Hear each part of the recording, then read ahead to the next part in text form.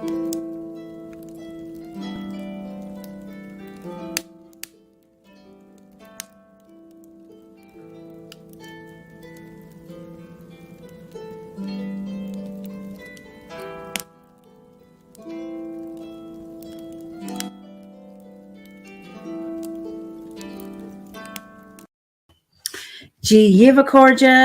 everybody. Good evening, good morning, good afternoon, wherever you are in the world, or if you're watching a recording of this, welcome to the Fireside Chat. And this is our 79th one, where I'm in conversation with a member of the Order of Bards, OBODs and Druids.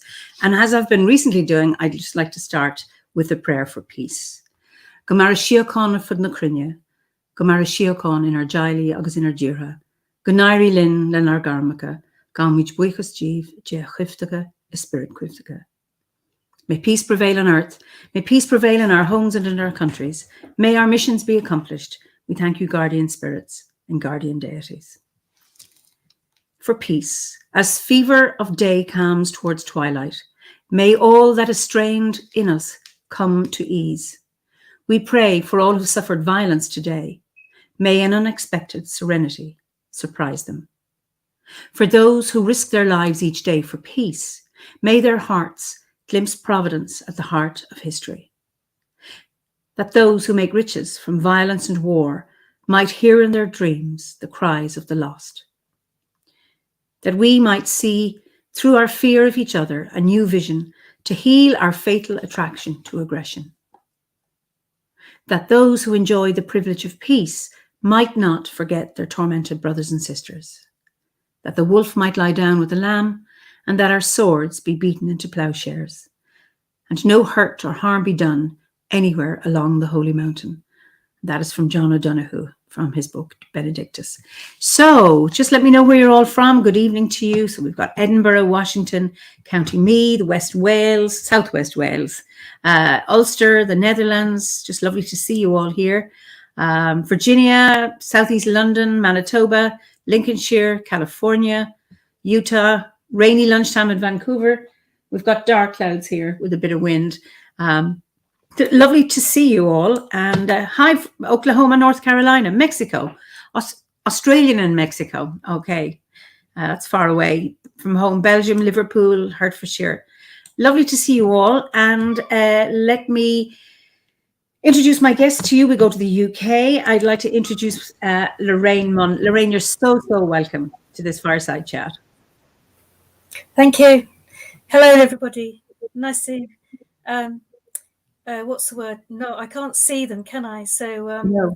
I can't see everybody, so I can't say it's lovely to see you. What about it's lovely to be seen? It's lovely to be seen. And so where are you living? I always ask people where their landscape is. So where is it that you are in England? Well, I live the English side of the border with Wales, mid Wales, on the Powys border. And it's a bit of a hard one to answer, really, because I literally live, as well as living on the border of two countries, I live on the border of two counties. So half the village is in Shropshire, the other half is in Herefordshire, and I have two other counties just literally down the road. So it's one of those very interesting meeting places, and it's an interesting place to live in because you've got the Welsh mountains just behind me, and I have a big forest, Mortimer Forest, just behind me. And I have the Team Valley in front of me. So I've got streams and wells and springs, and I think practically everything that a druid could ask for, really, apart from the sea. I'm about 2 hours from the sea, but yeah, it's quite interesting. And underneath my feet, it's clay, and with lots of sort of shaly outcrops. But yeah, it's also an interesting place in terms of time, because it sort of lives half in the past and half in the present. It's a very old place, so you've got the ruins of the past all around me. you know, there's like every village has got a castle, for example, and you know, every village is this. Where I live was once a town, for example, in the medieval times. Battles, you know, you can't. You're always falling over battlegrounds, with the Welsh and the English, you know, slagging it out, and and the different factions within the royalty, and you know, and all of that sort of thing. So yeah, interesting place. Well, Pat Butler says you live on the crossroads, a portal to amazing places, both in this world and the other world. Yeah, I do, yes. And Which Keith is where says, I'm very comfortable. oh, lovely, brilliant. And Keith says, Keith Thurlow Bishop says, I'm originally from the same part of the UK. So wonderful. So who's that? Sorry, hello, Keith. Do you know him, Keith Thurlow Bishop? No. Do I know you, Keith? He said he's originally from the UK. I think I recognise the name. Ah, okay. So, do you have sacred sites there? You know, I know you said you've ruined castles, but do you have you near sacred sites? Yeah. You live. What's there? Well, we've got hill forts, loads of them, but they're not particularly sacred sites because they could be just dwelling places or places for the animals. We've got Mitchell's Fold Stone Circle, which is about 50 minutes north of me. Arthur's Stone. We have a very interesting standing stone that actually is not in the book. That is it. Robin Wildwood has just published. Okay. Yeah, so we do. You have to travel a bit, but we've got lots of springs in, you know, just under churches and you know, and with yew trees over the top, and you know, on sort of round tumps, and you can go to these places and just know that the church is a stone structure built on an earlier wooden structure, probably to keep out the rain, to be quite honest, you know. So yeah, it's a good place. Wow.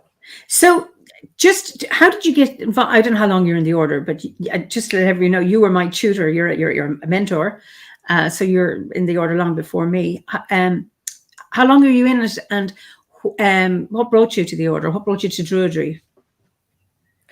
I think I've been in the order, I think it was 1992. When I saw the advert in Pagan Dawn, or a pagan magazine, and I thought, oh, there's me. And you know, a few months later I got round to joining, so I think it was around about that time. But I think it's more of a case of I've always been a druid inside, but like a lot of people, not known the word and not know that there was a community or a group of people that felt and thought the same way as me about the natural world and about this amazing connection that I felt I had with the natural world that I just couldn't explain as a child. And this feeling, a terrible feeling of loneliness, I think, as well. And then finding the order, finding that I've come home, which is, I know, is a very, very familiar thing amongst druids, but it's really, really is true, and it was very, very true for me. And from that point on, I didn't look back, really. It's been an amazing journey, and it kind of defines who I am, how I see the world, my relationships with people, how I've grown as a person, how I've grown spiritually, you know, how it's made me more of a rounded person rather than a person with sharp, angry edges. Wonderful. There's, you know, Catherine says exactly, always been a druid on the inside, exactly. And Anne Beer says, oh yes, that earlier loneliness, it was so intense, hence the joy of finding druidry. So I think you're not alone in that sense of homecoming, or that sense of isolation prior to finding. And of course, you're very active. You've always been very active in the order as well. So did you get involved from the get-go? I appear to have done so. You appear to have done so. Yeah, I think it's because I'm being the eldest of four. I'm naturally bossy. Okay. And I always can look at things, and I'm always want to be in the middle of everything. I want to know. I want to know how it works. I want to be dead center, especially something so wonderful as this community. I just want to be in the middle of a big hug, and it's yeah. I first I rang up the office, and they said, "Oh, somebody is coming to live up your way in the order. We'll put you in touch." And that was Eimear Restalaw. Ah. So Eimear said that she was thinking about setting up a group, a C group. So I was just completely overjoyed. So we got together, and she introduced me to a group down in Hampshire. So I met more druids, and that was where I first met Philip and Stephanie. We went to the Great Muse. Oh gosh, because I lived in Reading at that time, so it was just kind of down the road. Yes, and it was one of those sort of, we built a bonfire in the wood and just sat around and chatted and ate and things, and it was just marvelous.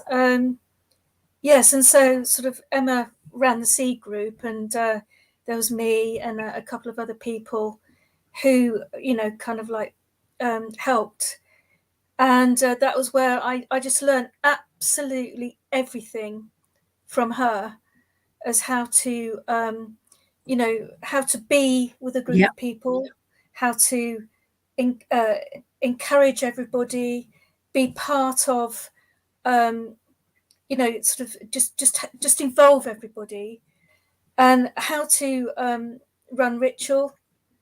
It was amazing practice ground for for doing everything druidic. And then when Eimear left, I went on to take over that group, and then eventually I and all through that time, I just met everybody.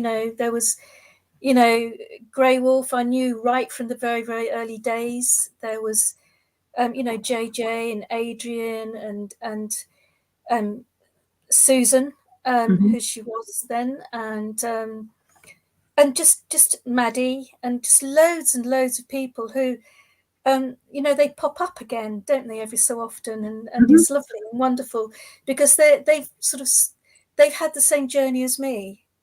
They've grown into their wisdom, they've grown into their druidry, they've become who they are because of OBOD. So yeah, and I became a mentor because I loved it so much. I just plowed my way through, Bard and Ovate, and I stalled in Druid because really I wasn't quite wise enough to to be Druid grade. But I was a mentor. Julie Britton asked me to be a mentor, and at that time as a tutor. And I just loved it so much. I just went along to absolutely everything. And I was teaching at this time as well, but all the camps, I remember the very, very, very first camp. And I think a few of us were talking about that just last year or the year before or something like that, how that very first camp, when it was just like one of those sort of magic moments when you were all sat together and you just kind of knew that this was significant, and you had just come along because you just you wanted to get together with other people, but it was just this, there was something special about it. and so it has turned out to be.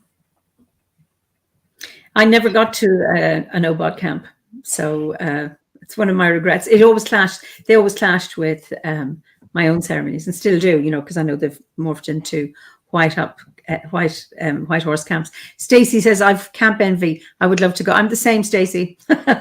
When I hear stories about camps in the past, I was thinking, "Oh, I'm so sorry I didn't get to do that." But yes, and are you still a mentor?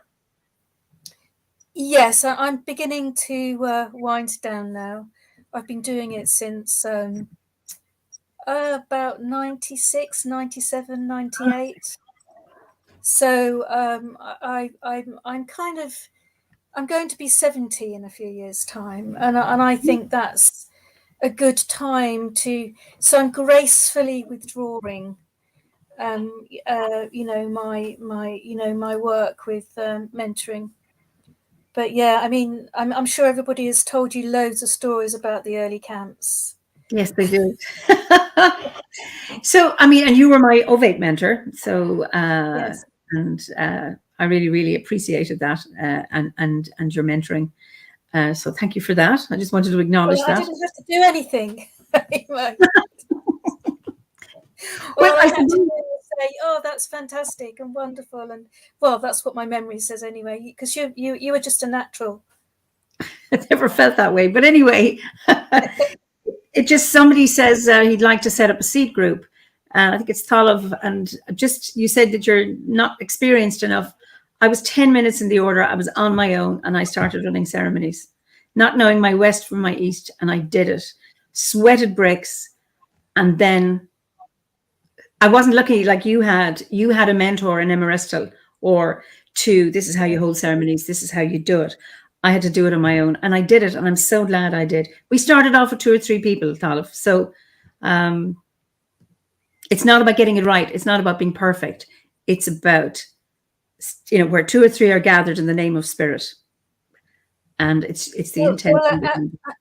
Yeah, I mean, absolutely. I mean, if I hadn't connected with Emma, I'm pretty certain that I would have started something, because you just, in those days, you could get a list from the order, which of course you can't do now, of people in your area, and you just write to them, which is and say, hey, do you want to get together? And you'll find 1 or 2 people, or you attract 1 or 2 people, and you just kind of say, right, okay, well, what should we do? Well, let's do 3 breaths. Let's do the peace. Just let's hold space together. Oh, does anybody want to cast a circle? Does anybody, and where are you? Just let's discuss where we are on the course, and are we all bards, and that sort of thing. And you just start from this tiny, and that's why I think they're called seed groups, because you literally do start with a wee tiny seed. And anyone can start a seed group, and everyone can, which I'm sure I keep telling people. I see Pat. I'm going to cut and paste this. Pat, who's I can't do that. Actually, there for people to see this, if people can see that. Email groups@druidry.org, and you can get the forms and some documents with guidance, and then you go for it. Oh yeah, absolutely. So Pat and Paul Corcoran are groves and seed groups coordinators. So I'll just leave that up for a few minutes, just for people to do that. And that's the thing. It's about what little thing you can do, where 2 of you or 3. You need more than 1, I think, obviously, because then you're doing the solo. But that to do that, and it can be as simple or as complex as it can be. And the book of ritual that the Bardic students get, it's a template. It's a framework to help you start off holding ceremonies. But it's not dogma. It's you're nervous. You need to believe in yourself, absolutely, and there's no reason why you can't. You know what it is? Is just do it anyway and see what happens. I remember the rain washing the ink off my pages, shaking like a leaf, saying, "Why am I doing this? Why am I always throwing myself in the deep end?" doing things long before I ever feel I'm ready. And I pushed through it. I did it. So if I can do it, anyone can do it. So just encouraging you, Tal, of not forcing you, but encouraging you. Yes. Yeah, absolutely. So you've got so you've moved, I think because I know you've been to a few different places, lived in a few places since I've met you. You have, you have another, you've got a grove or a seed group now where you are? Yes. When I moved up to the Midlands, I was with Cornovi, and then when I moved to my current address, I desperately missed a group, so I started a group with a lady I met at the first OBOD celebrancy weekend. Hi, that was 2014. I was there. Yeah, that was Compton Dundon. Compton Dundon, yes, that's right. Okay. Yes, that's right. With because Kirsten and I discovered that we actually live very close to each other. So I said, look, I want to start a group. Would you come on board with me? So yeah, we did, and that's still going. It's now a grove. Because despite being a druid on my own for like so many years and thinking, gosh, I've got, all these years experience of running groups, and I'm still calling myself a C group. But rules are rules. So yes, you need two druids to have a grove. Yeah. Yeah. So I had somebody contact me who was at the end of Ave Tog, and so. Go on. Right. Oh yeah. Okay. So he when he entered Druid grade, we became a grove. So lovely. That was good. Yeah. I was the same, just wanting somebody. Somebody was coming. Are you in there? Fine. Now we're a grove. Yeah. So it's, that's right. And then we were a grove. So we're only a small grove compared to some groves, but we're about 10 to 15 people. Oh, good. Yeah, so it's it's big enough. So yeah, we can just about. Sorry. I'm go on. There's a delay, so I cut across you. Yeah. No, it's right. It's we meet on open access land. So because here I'm so lucky. I've got that all around me, because there's a lot of common land here and a lot of pasture land, heathland, which you can't really do anything with apart from graze sheep and horses and things. So we go to one of these areas and there's a wood, and we meet inside the wood. So we've literally got an oak grove in a wood. Beautiful. So I'm so lucky. Oh, it's wonderful, because that was my question. I was going to say, where do you have your ceremonies? Yeah, I think it's the grove is just the right size for us. It's just right, and we have some good fun up there. We only get once we got disturbed. We went in and we were drumming, and we could hear this sound and bees. So just kept on drumming, and suddenly this sound of the bees got very loud, very insistent, and very angry. And they were in one of the trees above the grove, and they were obviously picking up the vibration, weren't they?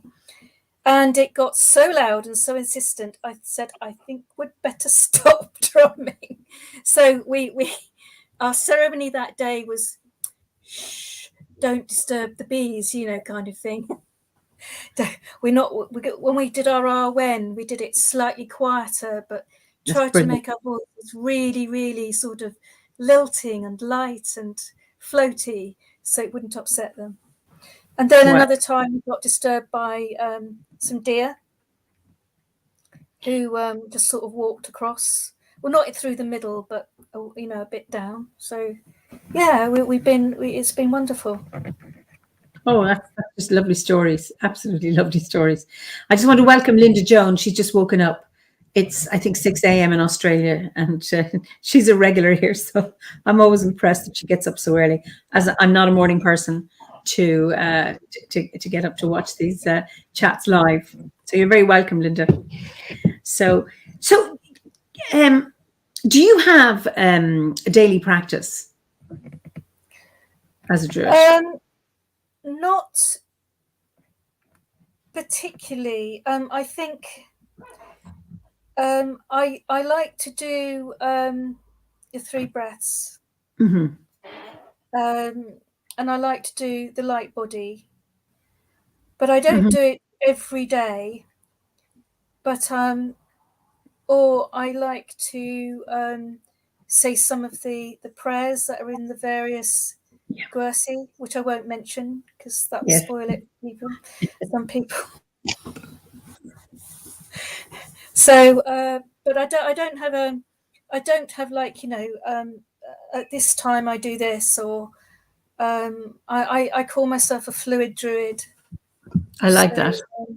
I do things as and when I wish to, and when I need to. So it's not every day, no. And I think that's, again, part of the teachings in the order is that it's about having an organic practice, that it's whatever is for you right at that particular time, rather than having to show devotion by doing so many things per day or at a particular time, that it's your practice that has relevance for you.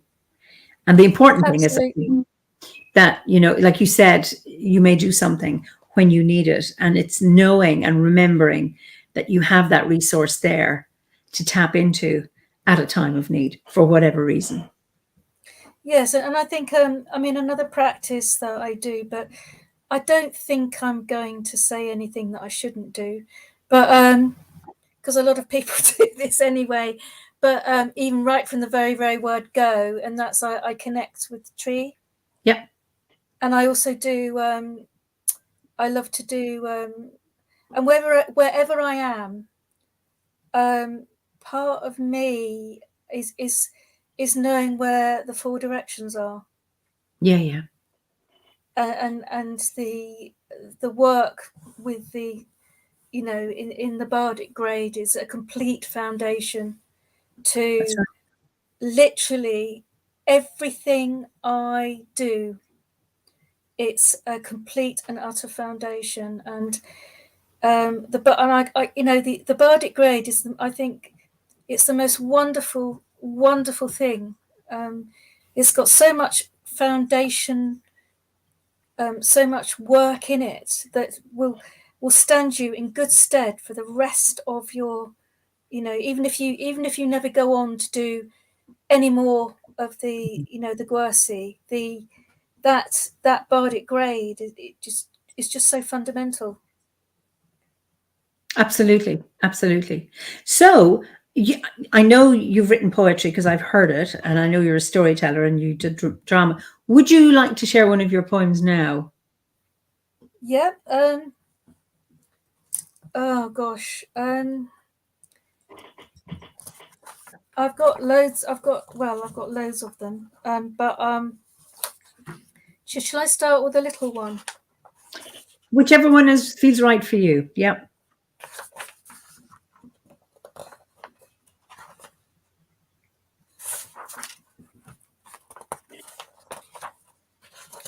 I'm going to do the humming song, because I wanted a poem that I could drum to. I thought I won't bring my drum to the screen because I thought it would be too loud or something. But so if I'm with a group of people, I get everybody to drum, and then bring their drum down very, very quiet, very, very light, And this is called the Humming Song. I am womb man, humming. To hum is to earth, brings our breath low. To hum with the earth is humbling to know. We are one and many, living and humming on her body, her bones, our mother, her hum under our feet. She hears our hymn, our need for her. We listen and hum, our humour released, tiny in this spinning, humming universe. So that is beautiful. It's beautiful. And I'm just thinking of, your bees. Okay, bees hum as well as buzz. Yes, it's probably influenced it as well. That was absolutely wonderful. Just Gretchen Gray has come in. She wants to say hello to you, her mentor. Who does? Sorry? Gretchen Gray. Gretchen Gray. Oh, Gretchen. Yeah. Yeah. She said, jump in and say hello to my mentor. Hi, Lorraine, is what she's saying. Hello. Hi. So Angel says that gave me chills. Lovely poem. Thank you. Thank you. Gordon Harper says Bonnie poetry. Lovely poem. So lots of response to that. And oh, okay. Gretchen has a different last name in real life. Okay, that's all right, Gretchen. Where do you get your Awan, your Imas, your inspiration from to write your poetry?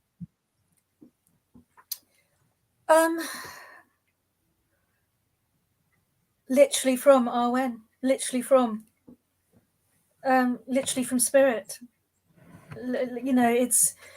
I think I've always, like a lot of druids, I was always a creative child, and Okay. And I always wrote poetry, and did art and things.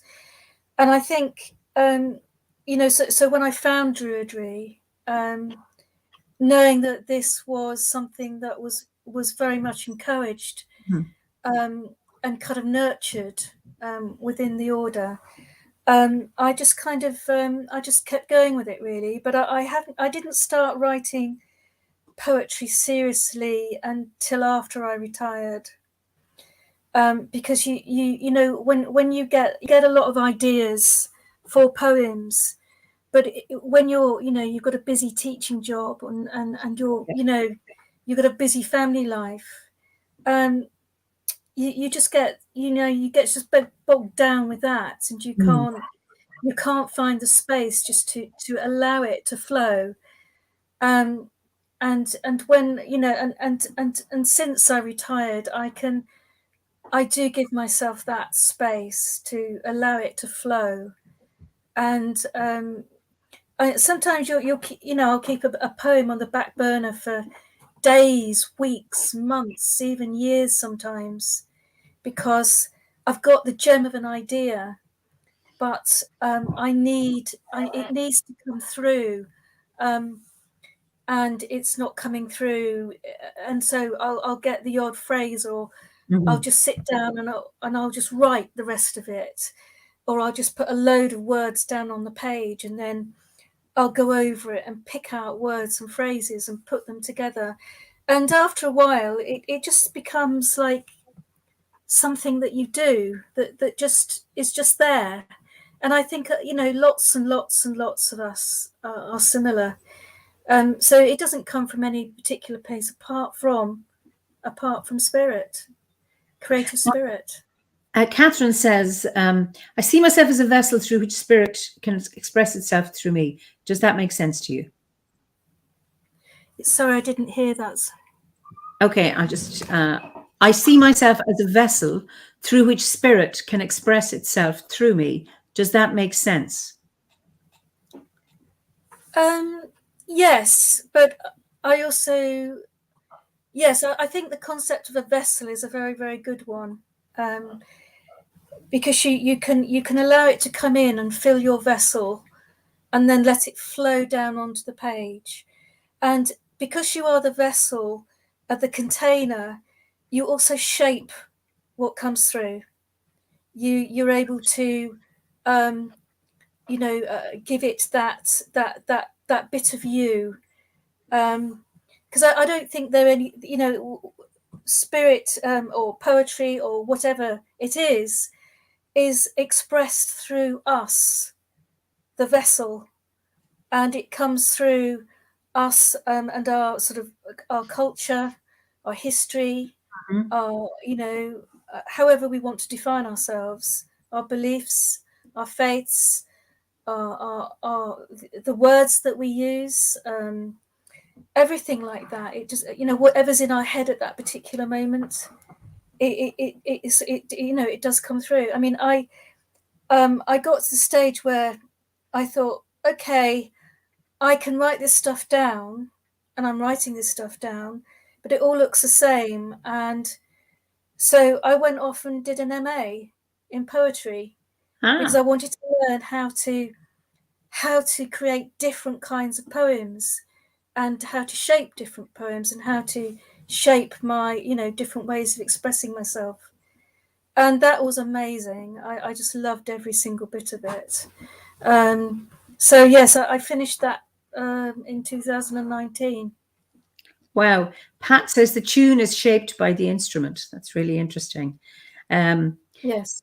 I love that. Stephanie has a comment here. Time is a big issue for me right now. I make myself have that spiritual me time each evening when the house is finally quiet. It's been a life-changing habit that I'm glad I've pushed myself to do. I think that is so true. It's about making the time. And do you sit down where you are now, for example, or at your desk and write a poem, or does the MS come to you, or when you're beside a river, or you're in the woods, or where does spirit come to you to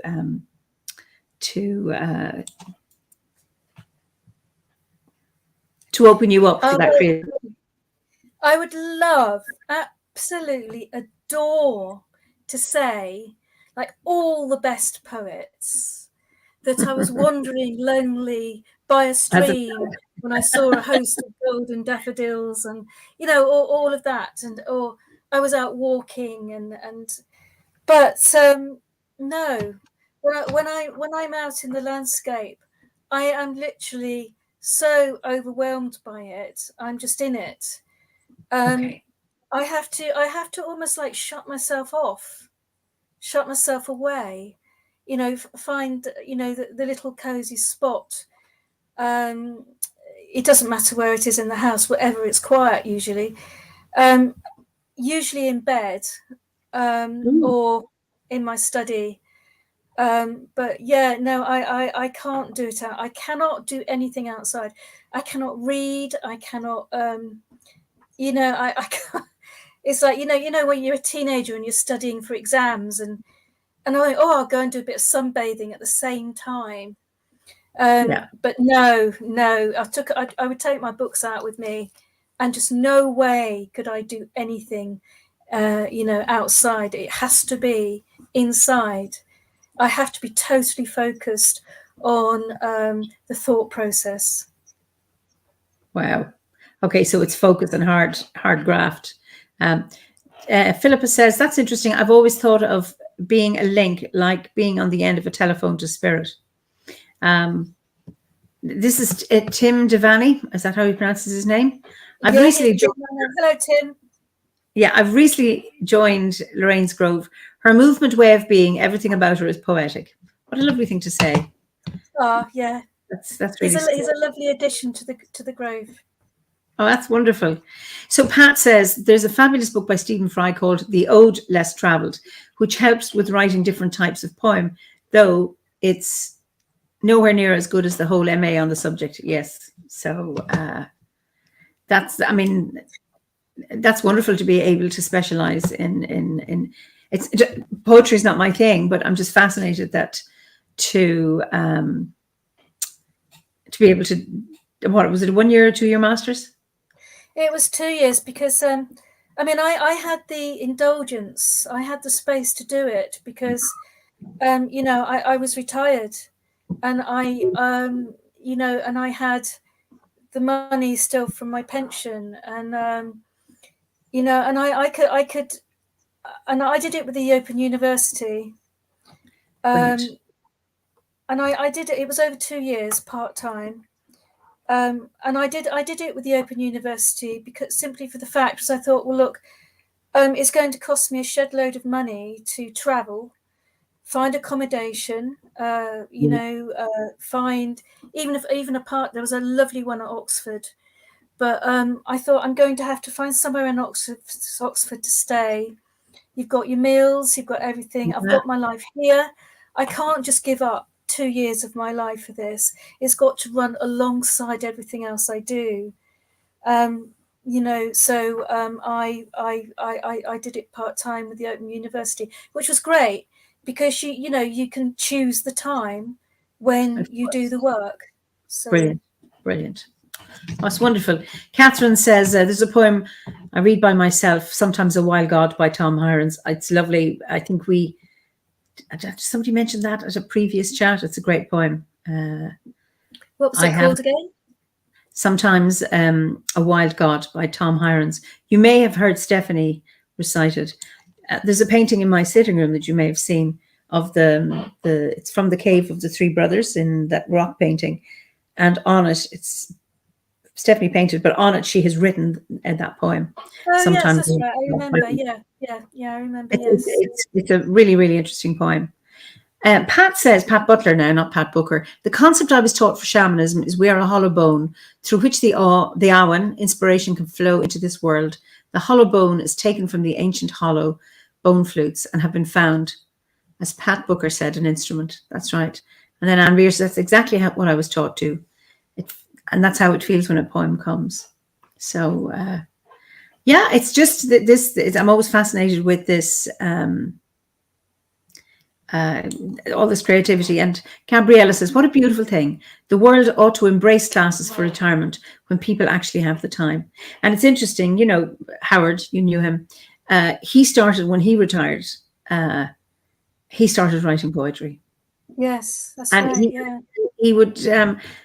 he didn't have to sit down and hard work. He would sit down on the chair beside the stove while he's waiting for the dough to rise or the kettle to boil, and he could write for 10 minutes, and he could leave it and go off and do something and come back, just pick up where he left off and do it again. Now, he did drafts, but it was like he'd one of these people that he had these tattered notebooks. I'm still finding them. And he would just write, and he couldn't use it. One of the people that it just flows out of.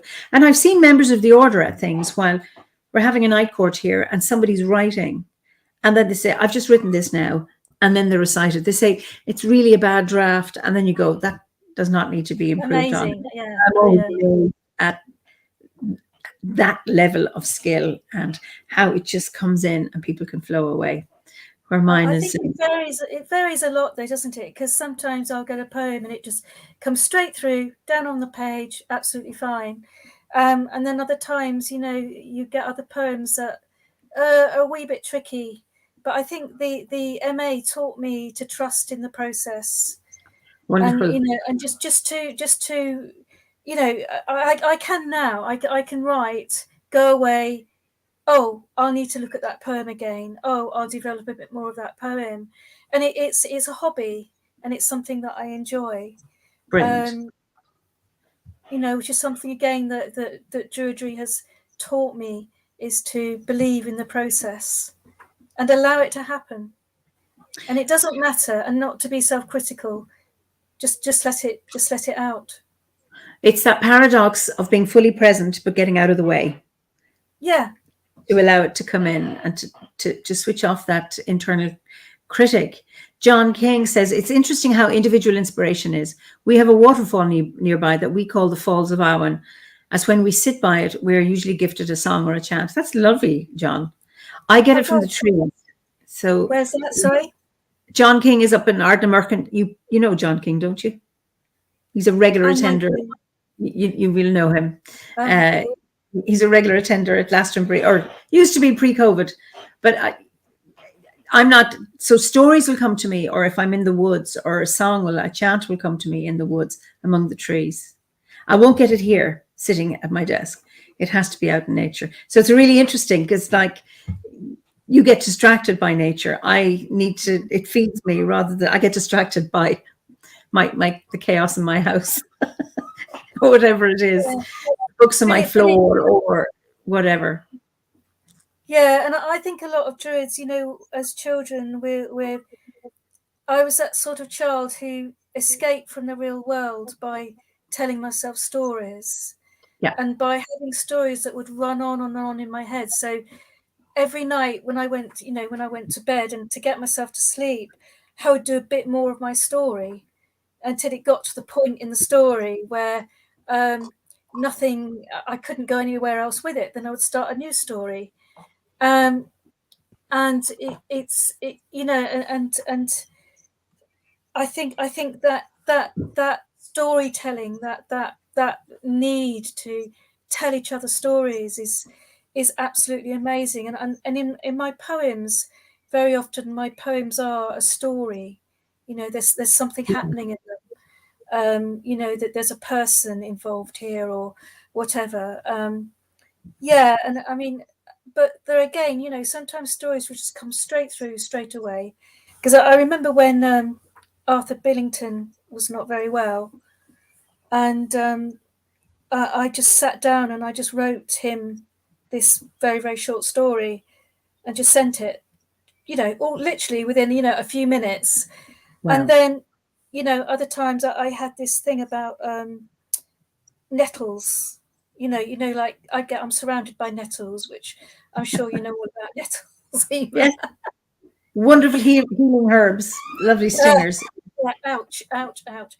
And you know, and I had this thing about nettles and how they seem to be like secret agents, and they would morph into the plant around them. They would have the same shaped leaf, be tall and spindly, or short and fat, or big leaves, or thin leaves, or have, you know, have different shaped bracts, or, you know, and it's amazing what nettles can do. They're fascinating. So I had this poem. I had this mulling over, and I really wanted to write this story. And it was only when I was on Jersey with Caroline and Jeremy, and that it took me to one of the cliff tops, and there was this most enormous fairy ring. It was huge, and then all of a sudden the whole story just came into my head, and I you know, when we got back to the house, I just wrote it down, and then, you know, changed bits of it, you know, and redrafted it, but and there it was, and then it went out of my head then, that nagging thing about a nettle, and then so therefore I haven't got that thing about nettles anymore because it's out. Wonderful. That is brilliant. Brilliant. Wow. Oh, that's fascinating. Gretchen says, I don't write much poetry, but I have found that when there's one brewing inside of me, I absolutely must get it out, or I feel like I'll burst. It's a strange frenzy to get it out and on a page. And I think that's what you're saying as well. Michelle Alou is, when I write poetry, I sit in nature or I tune into the vibrations of the person or deity. It flows from there, although I am my worst critic. Well, you know, I think maybe we are all our worst critics. So it's, and then Angie Strachan says, the Loud Poets return to form on YouTube. I have a series of poetry workshops on different poetic forms to try. Great. And Sebastian says, congratulations on your achievement. Pat says, I did a poem off the top of my head once because I'd been distracted and not prepared. And Philip liked it and asked for a copy. But it had come right through me and I hadn't written it and didn't remember it. What a pity, Pat. Yeah, because I know you are. Stuff does come through you, and it's about to get it down and or record it or whatever. Because you know when something is, I get songs and then I'll remember it, they're gone.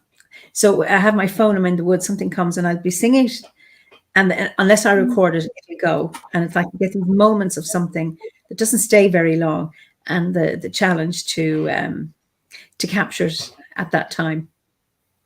Yeah, I agree. I had to have a severe talking to my muse, because I call it a muse, but you know, whatever it is, once, because it would just download stuff into my head, and then it would disappear, and there wasn't enough time for me to write it down. I remember once I wrote this. Well, I thought it was was pretty amazing, actually, but it probably wasn't. It was at least 16 lines in rhyming couplets, and it was just as I was falling off to sleep, and it just came through, you know, and it was just wonderful. And then I thought, oh, I got to write that, but it was gone. And I said, look, that is not happening again. You know, Okay. Next time you slow down so I can write it down. And yeah, it worked. So I used to be able to write stuff down then. Oh, brilliant. There's a message for you. Bridget Tara, Artemis. Greetings, Lorraine. I'm delighted to finally see you in person. It's a blessing to hear your lovely poetry and conversation. I still have all your wonderful correspondence from my OBOD grade training beginning in 2008. I feel grateful to have had you as my tutor, mentor. Much love and many blessings. Oh, wow. Hello. Lovely to see you. That's Hear really you. sweet. To be seen by you. That's really nice. That's lovely. Lovely. Yes. Gosh, yes. I remember those letters. Yes, all that Great. time ago. Is that amazing? Isn't it? Oh, maybe I'll bump into you one day. Lovely. And don't knock her down. But yes, it'd be lovely. No. Perhaps we'll meet in Glastonbury High Street or something. But just Wonderful. The world has changed so much, hasn't it? You know, since it's just different, and you know, it's just. I'm sure it will get back to, you know, to those happy days. But I remember we went to one year Glastonbury when it was the winter. It would have been winter assembly time, winter gathering time, and a lot of us just spontaneously. It was a time when we normally went. And it was at one of those times when all the lockdown restrictions were, you know, were non-existent. So a lot of us, quite independently, turned up in Glastonbury all at the same time. Wow. And it was just amazing. You know, you just walked again down the street and, oh, hello. And it was just this amazing feeling that we had all just turned up in Glastonbury because we could. And that's brilliant. That's just so lovely. Wonderful. That's brilliant. I mean, there's still comments coming in about people and their Awan. Gabriella gets hers in the shower, her words, her poems, her chants, and then Patrick Bourgeois does the same for me, where I have to get it out, but it comes in oil painting. And then Amethyst Nights. Just started trying to write poetry. I'm struggling at the moment to put it all together. I get a line and an idea while I'm driving or walking, but can't seem to get them together.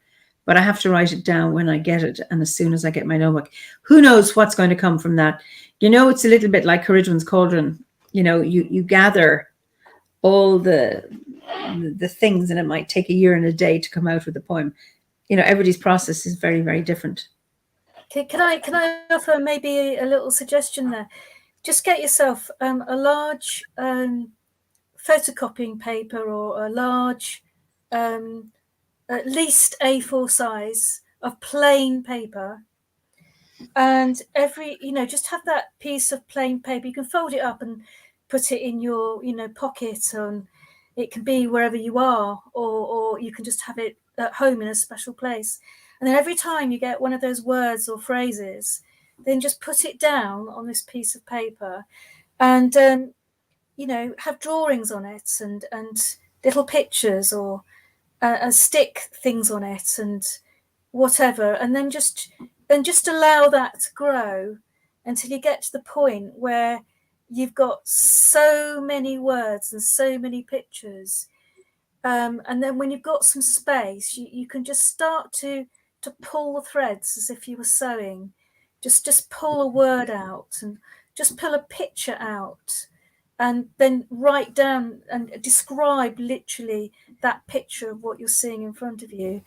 And you will end up with a load of words that have somehow jumped out at you and been quite important at that moment in time. And then just write them down in any order on a piece of paper. and then just start moving them around. And I think with most of us with laptops and things, it's now a much easier process, the drafting process, than it ever used to be. Absolutely. And for others, Gabriella, who channels in the shower, she records them on her phone recorder. She can't write them down in the shower for obvious reasons. I do the chants, I record it on the phone.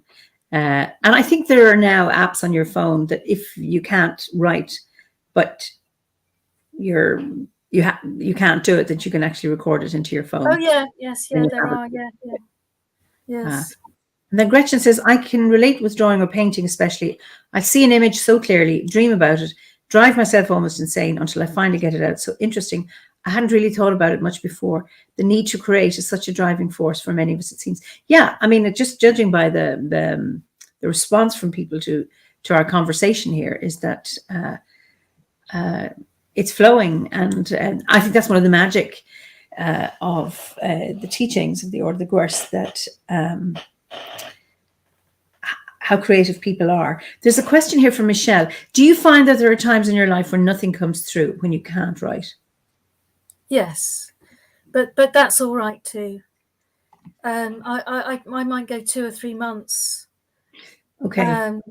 You know, nothing's happening on that score, but that's all right, because it allows me time to focus on, you know, other things that I need to do, or and I know it's happened so many times, and it's happened enough for me to trust and to know that it will come, you know, it will flow again. And sometimes, you know, you could then be writing 4 poems in a week, Wow. because it all starts to come through in a big rush.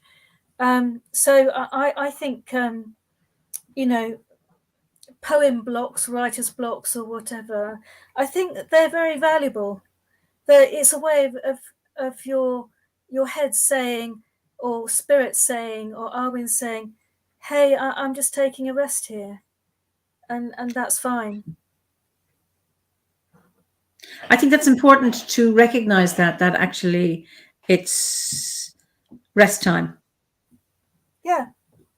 And rest is so important. And if you're struggling with it, you know, if I'm struggling with a poem, I'll just put it down. And then, now I keep them all on my laptop. So I will, you know, just create a little thing on my desktop and give it a title and have a jumble of words under it. And then just occasionally I'll go back to it. Nah, still can't make a thing of that. And then come back to it. And it can, I say, it can be a year, 2 years, 3 years later, when I finish a poem. But again, you know, that's absolutely all right, because that's part of the fun. It's part of the fun of understanding just this beautiful thing, that you know we are being gifted with. That's right. Gabrielle says maybe they're not blocks, maybe they're wombing, which I think is really nice. And Carmen describes it as healing time. Yes. Yeah, absolutely. I think that's lovely. Pat has a more profound way of dealing it. If I'm stuck, I loosen up the poetic muscles by composing a rude limerick to get me started. I think that's good if you're writing to a deadline. Yeah, absolutely. Yeah. And there are some people who write to deadlines and then others who don't. Angie says, I found out that I need to be patient with my poems and trust that they will happen when they decide that they are ready for the world. I think that's, again, that's really, really important. That sense of patience with the process. Yeah. Do you have another one you'd like to share with us? Yes. I'll do one of my I'll do this one on. Now, people could help me out with this one, actually, because I'm still struggling with a title. Oh, okay. So people, it's I've called it Spellbook. I'm just going to change my glasses because I can't see with those so well. It's called Spellbook at the moment. but I'm not quite happy with the title because some people would interpret it as creating a spell, which it isn't.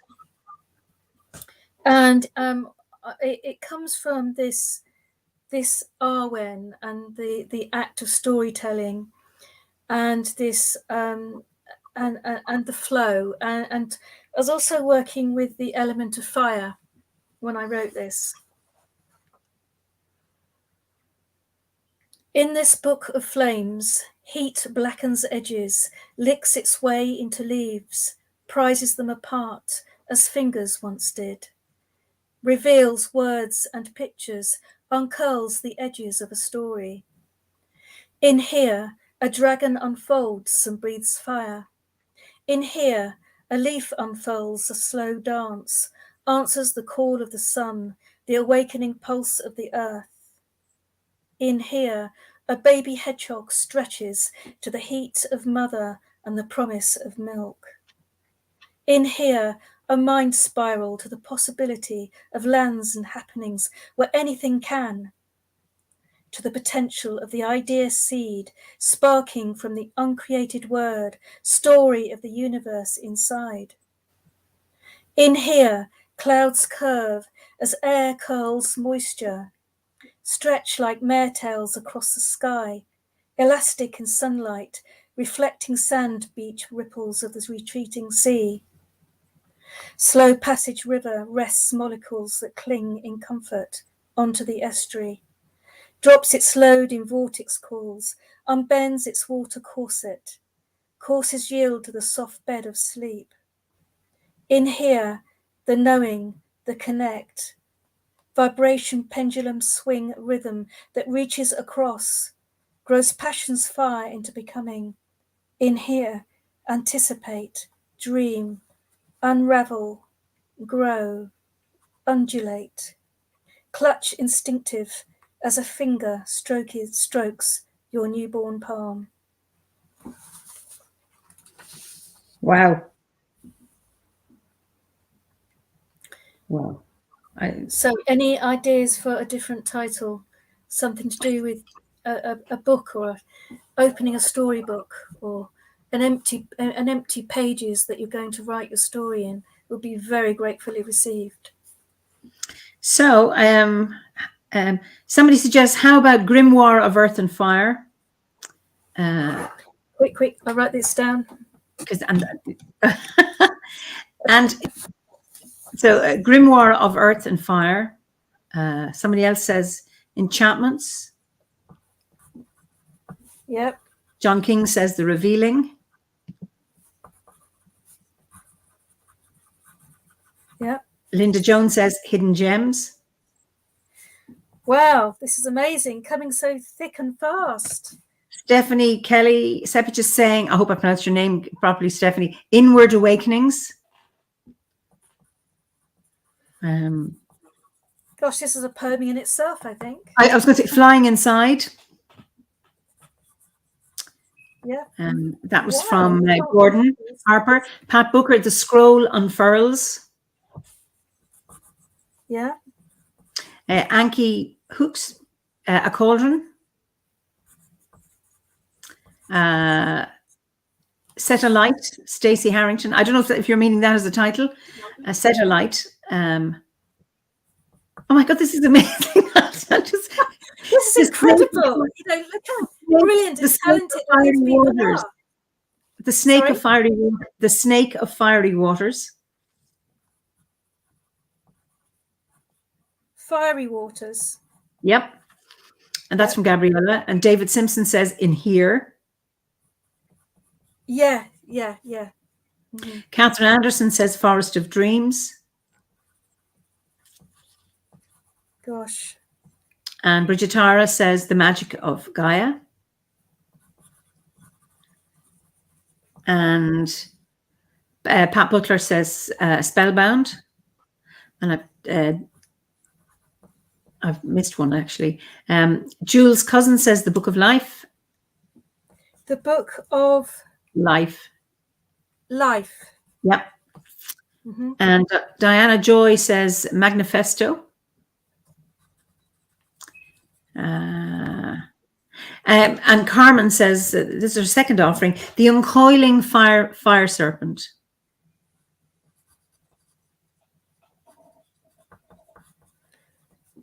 That is absolutely amazing. And all of these could be titles of completely different poems. You have an anthology now to create. Cedar Song Mending is another one. That's from Lily.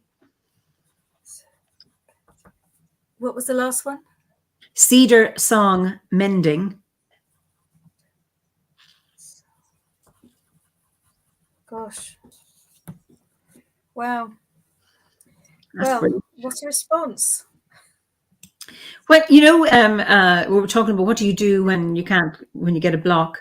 Sky Guy says, I think it was Norman Nicholson who likened that barren time in writing to winter and the need to rest. Mm-hmm. Marcus Bolonius, who was a guest, last year, Marcus, I can't write a poem today. I tried, but it all went away. I mumbled and grumbled. The words, they just fumbled. It's time for a break. Way hey, that just appeared. Bad druid poet, no mead. I've got a similar poem called, I haven't got it here because it's rather long, but called Sothich Teen. And it's about the fire in the head and the cauldron and getting the word sticks burning and bits you putting, like you kindle a fire with bits of paper, you know, and getting the fire going. So yeah. Oh, there's more one from Patrick Bourgeois. Live Wakes Illuminated, or live awake. Is it Live Wakes or live wakes or Live Wakes Illuminated?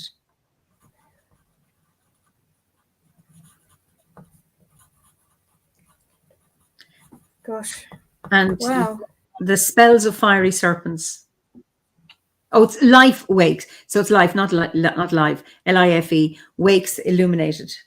And the other one was the spells of fiery serpents. Yeah. Garden News says you should make a fire series. Well, funnily enough, as part of my MA, I actually, for my final dissertation, which is a collection of, you know, about 30 poems, I was very druidic. I actually based it on the 4 elements. And so I had a section on air, fire, water, and also spirit as well as earth. But they weren't just about, you know, the actual element.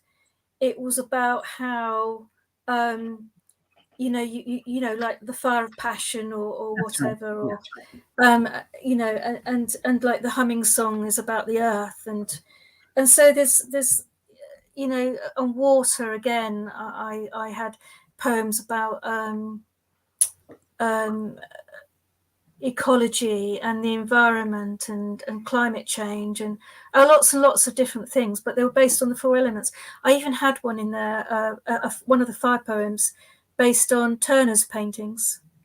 Oh, wonderful, wonderful. So yeah, so yeah, it is. And I did a whole series of poems on Taliesin as well, but I didn't tell the story. I did it in different voices. Wonderful. So wonderful. I did one from Carradine's point of view, and you have it there with you? Beautiful. And sorry, do you have it there? No, I don't. I do, but it would take me ages to find it. Okay. So there's the. I don't know how to find what I want to find on my screen with and yet keep in the. I get you. You know, keep in the thing. And I did. You know when Gwion is tending the fire. Yes. Well, I changed the story somewhat, and I made it an old woman tending the fire. And in this story, a cat gets the drops of Arwen instead, because it balls over and goes onto the cat, and this cat becomes, I won't go any further because it's probably not. Are we over the watershed? But no, we're 9 o'clock. Yeah, after 9. Yes. Oh, that's wonderful. There's still titles coming in from Pat Booker. Scintillation is another title for your poem, and from Bridget Tara, The Blessed Book of Flames, and the other people would love to hear it. And Michelle says, who's in Ireland here, I'd love to read all of your poetry. So, are you getting published, or are you? Yes. So Stacey Harrington says, will a selection of poems be released in ebook form, perhaps? Can you repeat that? Yeah. Well, ordinary publishers are sorry. Ordinary publishers aren't really interested in, because my subject, my Arwen, my source, my inspiration is from druidry. I find that with the best will in the world, a lot of publishers, they don't really understand it.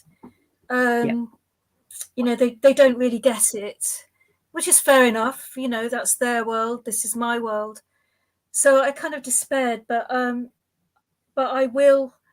What I'm working myself up to is just actually self-publishing, and just offering them to the order, for people that want to buy them in the order.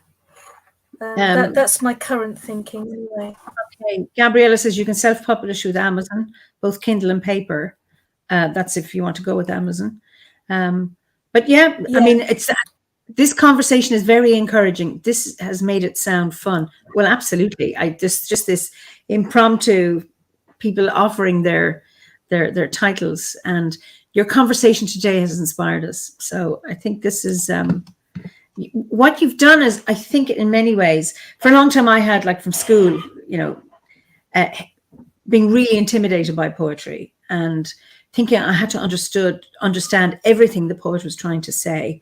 And I couldn't get it. And then when Howard started writing his poetry, because I was really threatened as a bard on the bardic grade. I'm not a bard. I want to be an ovate. So that's what I want to be doing.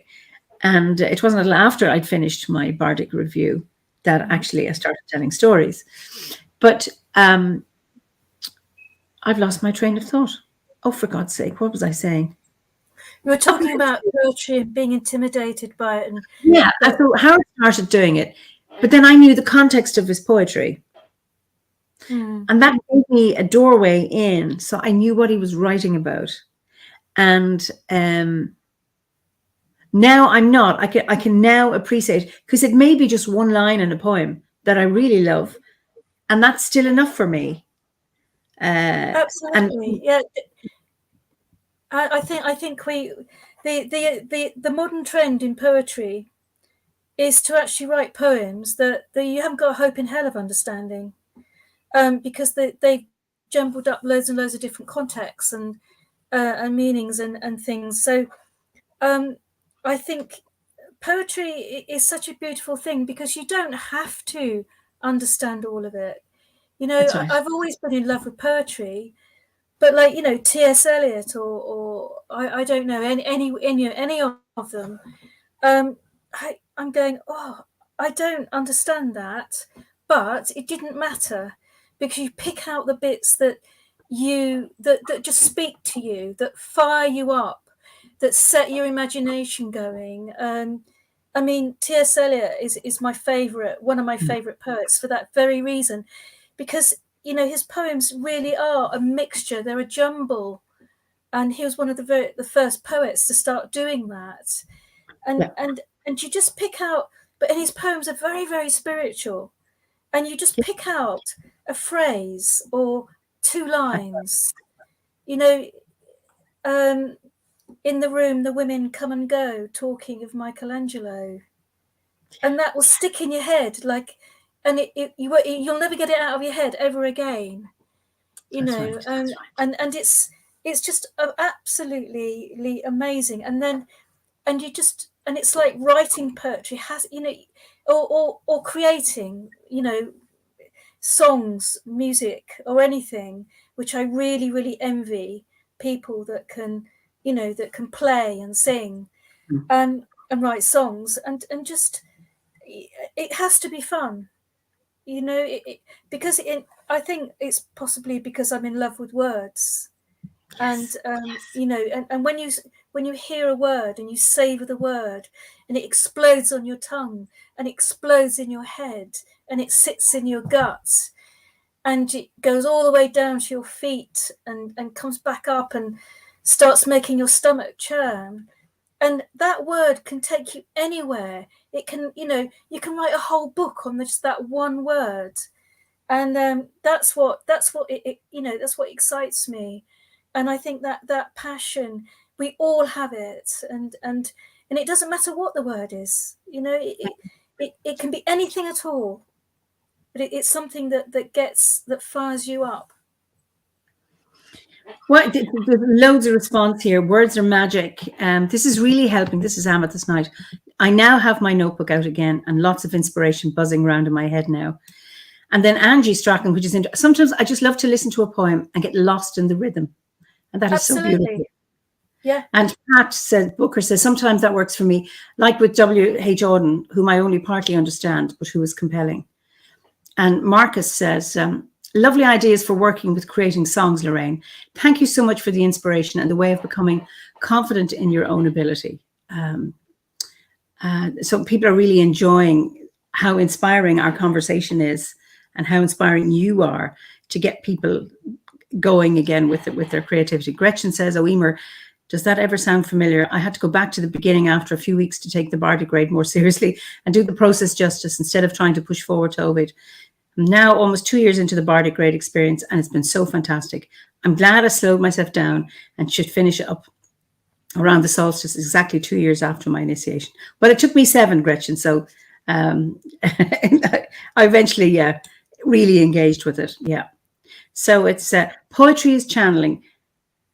And then Anne Beer says, just realizing what an incredible mentor Lorraine must be.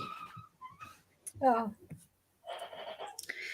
So it's we can't see you blushing. So it's just wonderful. So it's that it, you know, I could just see how encouraging your words are. And even that little bit, you know, you were talking about that word, you speak very poetically. You know, it's firing up your gut. It's in your head. It's here. It's going down into the soles of your feet, right back up. That not for us not to be afraid of words. Absolutely not. No.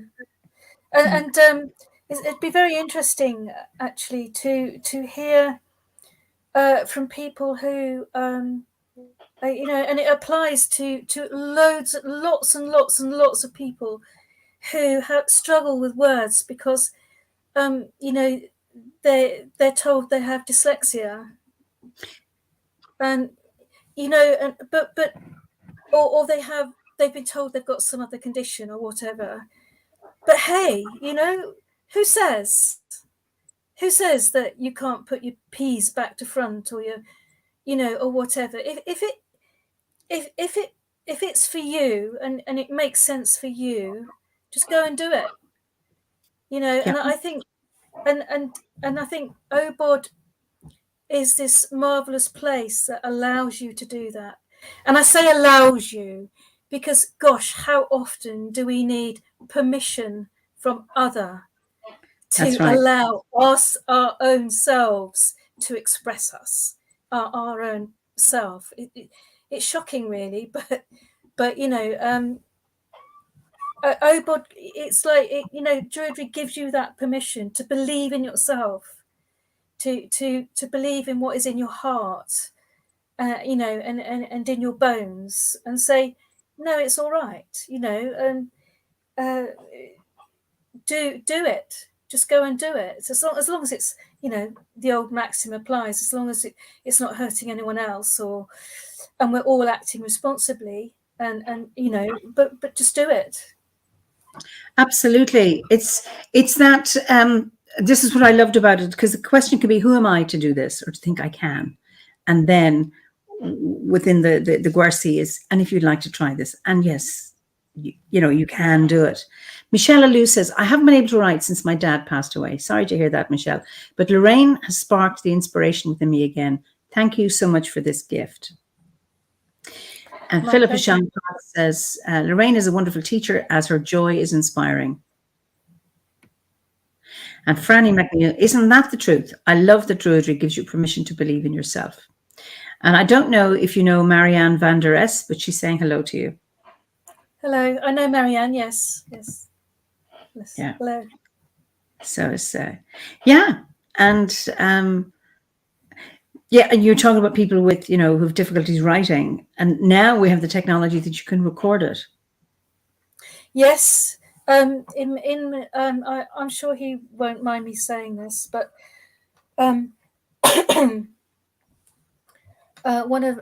actually, no, best not say that. I know somebody who loves words and loves reading, but he's not sighted. Okay. But that doesn't stop him, because he's got voice recorders and he's got audiobooks, and he will say to me, "Oh, I read that book," and it's just wonderful, that. And he's such a lovely man, and he's so knowledgeable, and he knows everything. Well, he knows lots of things. He's got this amazing memory that he's trained himself to have. Wow. And yet, he's not sighted. So I just think it's there to be enjoyed, and there's a way for it and a way to it. It's interesting. I tell them I can't sit down and I can't sit down and write a story. I go to the woods and I tell it. I tell it to myself, and I've told it, and I've told it to myself many times, and then I can write it because it's already been told, and then it's just putting from the voice to the page, which I think that's a lovely way of doing it. I think it's called telling the bees, isn't it? Yeah, exactly. Yeah. And Marcus says, just because you lose your sight, it doesn't mean you lose your vision. Well, that is so true, because that is so true. And just because you don't have sight doesn't mean to say that you can't, because you can, if you wish to. But Owen de Vardoon, hi Owen, lovely to see you. If anyone has ever received a card or letter from me, will know my script is akin to someone who wrote it, a mix between a full flunk skydive and bumpy road bus scribble. Let it not restrict us, though. Words offered up almost always find their way home. The effort is never lost. I mean, Owen was my guest. Oh, I can't remember, one of my early guests, and he's a beautiful poetic writer. Why the Moon Travels, Traveler Stories, and he has a beautiful poetic way of telling stories that he got from his dad. So yes, your handwriting mightn't be great, but I tell you, you can tell a powerful story. So it's that, how do you convey the magic of your words? Everybody has their own way of doing it. Linda says, I think that's fabulous. I often listen to audiobooks now, as I can do so many other things at the same time. I love audiobooks. Somebody gave me an audiobook for my birthday last year, and I was taken with it, because I would have said, no, I want to be able to sit and read.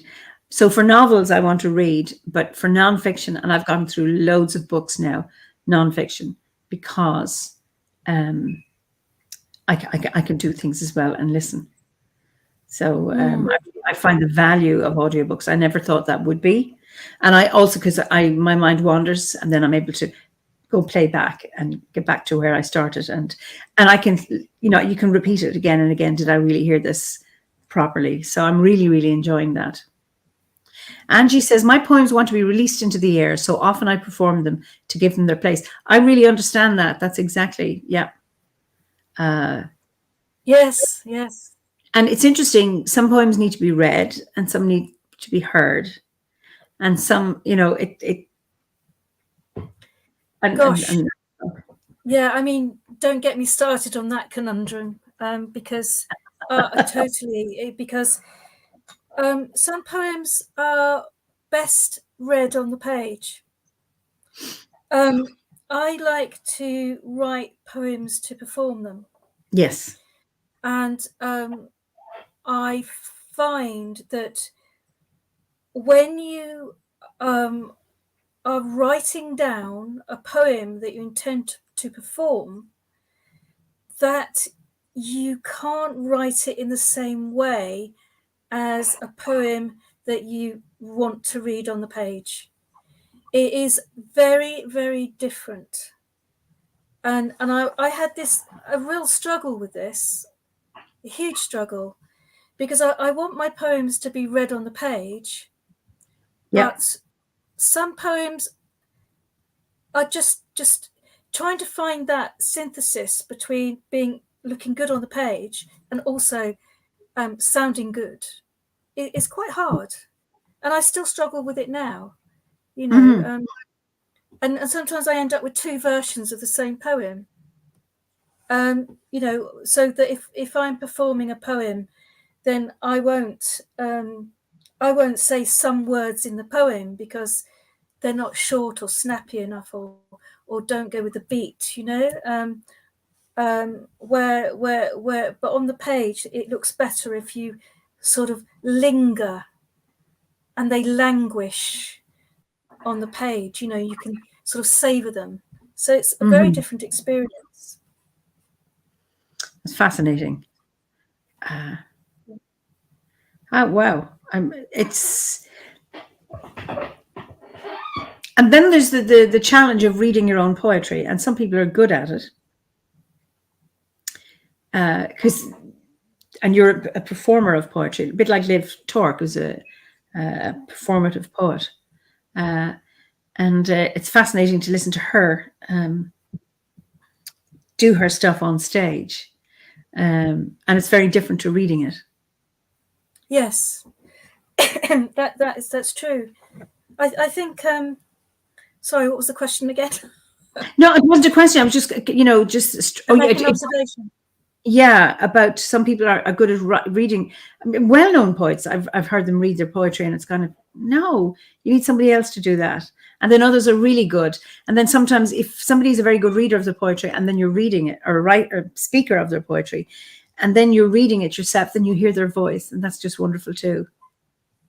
Yes, yeah, no, I agree. I think a bit of possibly speech training actually doesn't go amiss if you are not a natural speaker. Like you say, you know, you hear some established poets who are reading their poems, and I'm going, oh, slow down, you're going too fast, or you know, or hold on. Yeah. No, you need to put the emphasis on that word. It might not be at the end of the line, but for the sake of performing it, that's where you need to pause. And yeah, and I think when I write poetry now, I've always got the sound of it in my head. I've got my performance head writing it, so I know what it's going to sound like. So you know, you've got exactly. So, yeah. Pat Booker says Yeats was bloody awful at reading his own poems. I'll never forgive him for the recording of Innisfree. So yes, I know exactly what you mean, Pat, because I've heard his version of Innisfree, and it's appalling. You think, you know, how can you mash up one of the most beautiful poems in the language? How can you do that? And it's your own poem. Yes, I quite agree. And then Angie says, I can really relate to what you're saying about poetry for performance in the page. Sky Guy says, Auden was great, but I couldn't get past that craggy face. Definitely a poem in itself. Interesting that he couldn't spell in the standard way. Perhaps he truly wanted to be relaxed in a relaxed oral setting and not read it in a studio. His poetry is so song-like, absolutely. Yeah, I mean, it's like I know he wasn't an actor either, you know, but I mean, he was involved in the Gaiety and things, and no, the Abbey Theatre, not the Gaiety. But that takes a confidence and to be really sure of what you've written to be able to perform it as well, because you're exposing yourself in another way as well. It's one thing to do it on the page and say, okay, I don't have to look at you reading it. But when you're there, you're embodying the poem, and you are in front of an audience or a recorded audience. It's very, very different. It is. It's scary, but I think if you once you get into the swing of, I mean, I'd say this to anybody, you know, once you're focused on your poem, then it will, you know, you'll do your poem, and for me, it's about rehearsing it, you know, so that if I'm doing a set of poems, then I will have worked out beforehand the order. I'd have worked out how I'm connecting the poems, what I've said at the beginning, and I will literally, I'll print out my poem, and I will put little lines in or underline something so that I know that I've got to emphasize that word, or I've got to leave a gap there. So yeah, I always prepare, because I think that's important. I think it's, you owe it to your audience. You owe it to the people who have come to listen to an evening of music and poetry, or whatever it happens to be. Very, very important, I think. Oh, I think so. Absolutely. Pauline O'Murrow says, I have loved your words and conversation tonight. Inspiration, reflection, and so much delight. Somebody was talking about Auden's craggy face. Well, Pat said, I didn't know it was he who said it, that you get the face you deserve by the age of 40. And she says he must have really lived. Yes. Age of 40? You're still a youngster at 40? Well, that's what he said, and I'd heard that you know, that was, he said, you get the face you deserve by the age of 40, which can be you know, a beautiful face, but he said just that somebody described his craggy face. And then Gabriella says, I think it depends on the person also. With some people, they project such a strong energy with mixed vibes that it's hard for me to focus and digest the words. But if I read what they said, it's free of that energy and I can actually process the words and enjoy them. Yeah, I think it's all, you know. It's all those, all those and more. Yeah. And we all have our own ways of receiving, don't we? Yeah, exactly. You know, and that's totally okay too.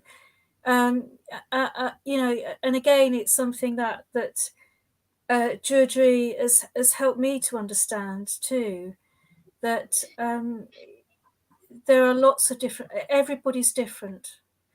And if you read a poem and you ask, you know, 6 people what the poem's about, they'll pick out something different.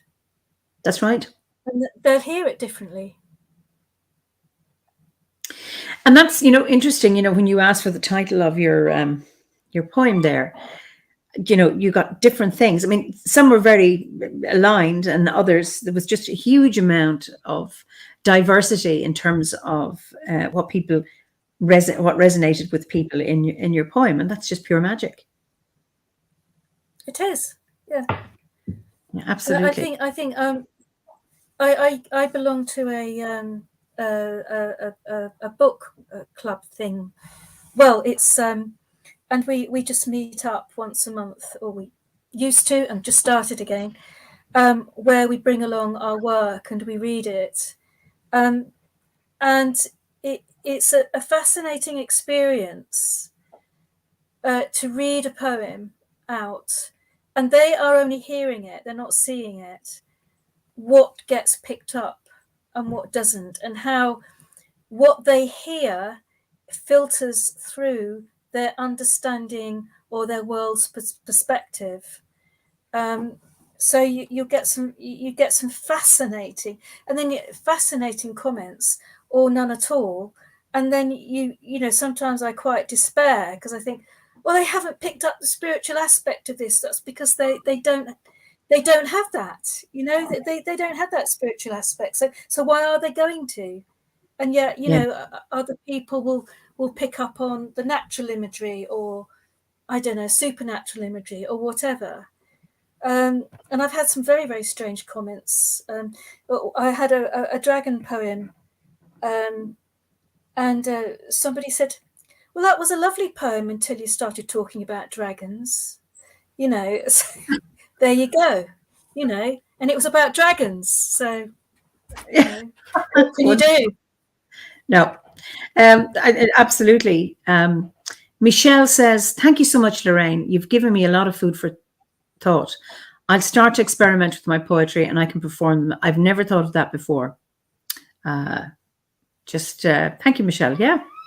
So it's now because we're heading well into our chat, and I know you're a celebrant, you're a celebrant, yes, but you're also not just a druid. You are an interfaith minister, and how much of your life does that take up at the moment? It's sort of integrated into me. I don't run it separately as a business.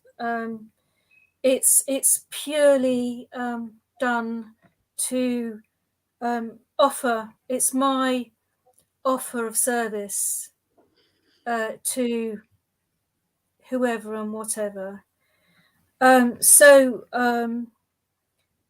I will run a service. I will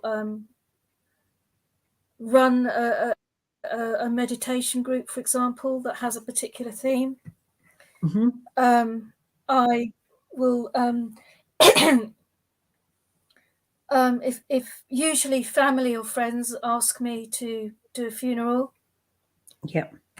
I don't like so much to do funerals for complete strangers, because you can't do justice to the poem, to the person's life. You can't get inside them. If it's somebody that you know, or it's all right if the people who are asking you to do the funeral, if they know the person intimately and they can convey that to you, or they're very willing to read something at the funeral. I try and get people involved as much as possible, but that actually is quite hard. I recently did my uncle's funeral, and he was quite a private man, and none of my cousins actually wanted to read at the funeral. Okay.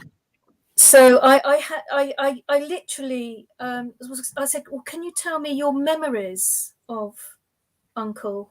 And then, you know, I'll write them down, and then you can read it, or if you don't want to read, I'll read it. But I was still getting a blank. So I had to sort of do a process, you know, my best charm offensive, to try and eke out little bits. Yeah. And I used a lot of my own memories of my uncle and memories of my cousins, you know, what they actually said to me in it. So yeah, it was, and I like to relate the person to their you know, their surroundings, their life, you know, being a druid, back to the, you know, their natural environment. But yes, but I always get, it doesn't matter whether it's a hand fasting, a baby blessing, or whatever. Yeah. I still get terribly nervous beforehand, and I don't know why, but I still do. But I think that's the adrenaline, isn't it? That I think that's a good thing, because it makes you, are you prepared? You know, are you really, really, really prepared? You know, have you, you know, you're standing up there, and all these people are looking at you, they want you to deliver them. They want you to make it happen, and you know what it's like. At a wedding, it's not about me. It's about them. It's their day, their vows to each other. It's their experience. And you're the facilitator. You are the one helping them to make it happen. But a lot of us still come from that, people our age come from that authoritarian, the vicar syndrome, where who's in charge? The teacher, the vicar, the doctor, the matron, or whatever is in charge. And it's like you think, no, ownership of this service is for you. You own it. I am just facilitating it, and it's good to try and actually, to actually show people that that it's possible for them to take on and hold their own ceremony and have exactly what they want in it, and to make it happen. I'm just there to help them to make it happen. You're lucky in the UK that you have a long gap. Here, it's 2 to 3 days, from the time the person passes to the funeral. And when you have that longer gap in the UK, it gives you time to think on if the person hasn't already prepared what they would do. Yes. It's Linda Jones says, I did both my mother's and my son's funeral. Both times I asked people who came to speak and offer their memories, but either people were too shy or too stunned to contribute. That is such sad. That's a pity. When my stepson died in 2007, he died suddenly. 2 friends of mine, John and Karen, they facilitated the funeral in Scotland. But again, we were in a circle because it was a woodland burial, and his friends had dug the grave, and his brothers, and people were invited to speak, and then put offerings on the coffin. And it was so, so beautiful. And there were a lot of people there. They said people said it was the biggest funeral they'd ever been at. There was 125 people. Now for England, that's big, or Scotland. Ours are big here.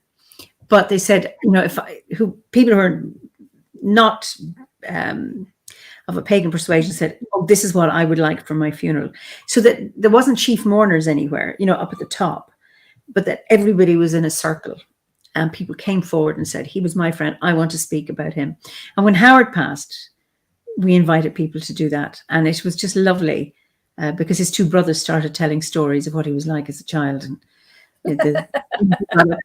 and there was a lot of laughter, and there was a lot of, Yeah. And I mean, obviously a sad occasion, but there was a lot of joy because you were talking about that person in a funny way, and it was really, really helpful. If people can, but I think it's got to do with if you have the time to think of what you might like. If it's rushed, then it's very, very hard. And then sometimes in time of grief, you just let somebody else organize it because I haven't got the headspace, which brings it around how important it is that all of us have a plan. That we have spoken to our loved ones about what we would like. And then there's no confusion as to what would they like. And that's just much easier to be able to say that. Yeah, absolutely. On both points, I think in some ways, I think, 3 weeks is too long. It used to be traditionally 5 days. And if you have... obviously I don't do them, but if you've got a funeral in a church, you can, it can be done within, 5 days. And then you're just booking your slot in the crematorium or whatever. But I think, and sometimes 3 weeks is too long actually, but it does give you time to think. I sometimes, at tricky times you think, oh, thank heavens it's not the day after tomorrow, because and I think at that stage you do have to fall back on types of poems or types of words or whatever, and every celebrant will have a way. There's a way of doing things. It's like any ritual. Mm-hmm. There's a way of bringing people into it. introducing it. You know all the process, and and the closing at the end. The closure, and so you would have to fall back on I think more stock things, but yeah, we do have that time, and yeah, it's but and the other point you made, and I think having funerals where you can get everybody involved in whatever way is the best.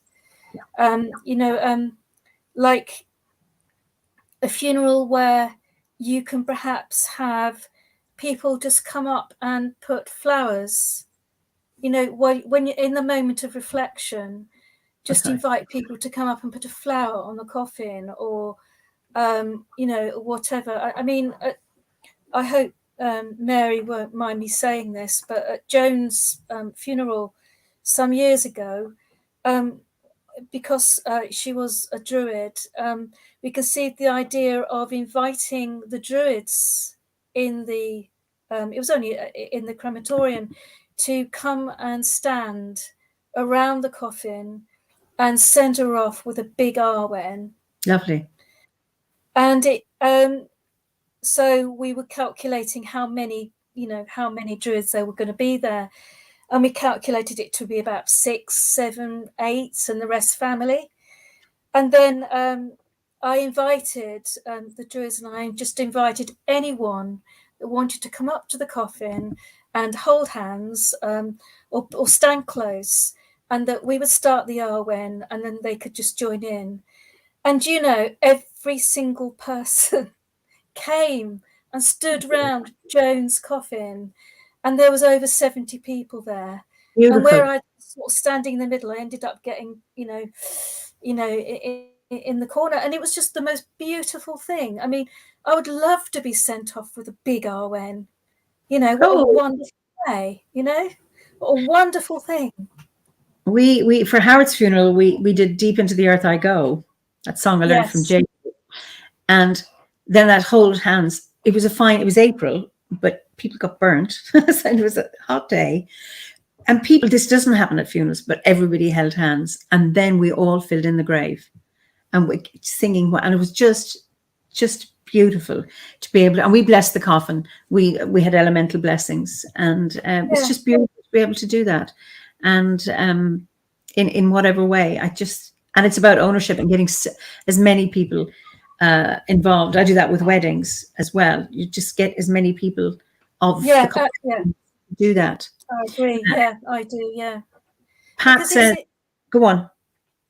No, it's just that because everybody's there for an event, for this event, and some people have travelled hundreds of miles, or they've had to take a day off work and and lose money, or whatever it is, and you think, well, gosh, and yeah, there you can make these occasions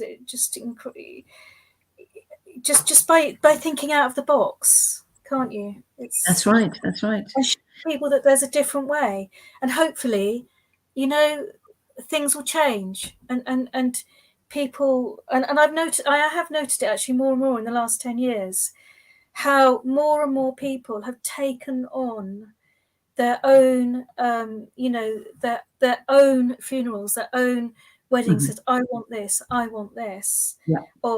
would like this, or what about this idea? And I think it's beautiful and wonderful, and that is the way it should be. Absolutely. And it's having the confidence to do that. Pat Booker says, the best eulogies I've done were composed alongside the person while they were in their final illness.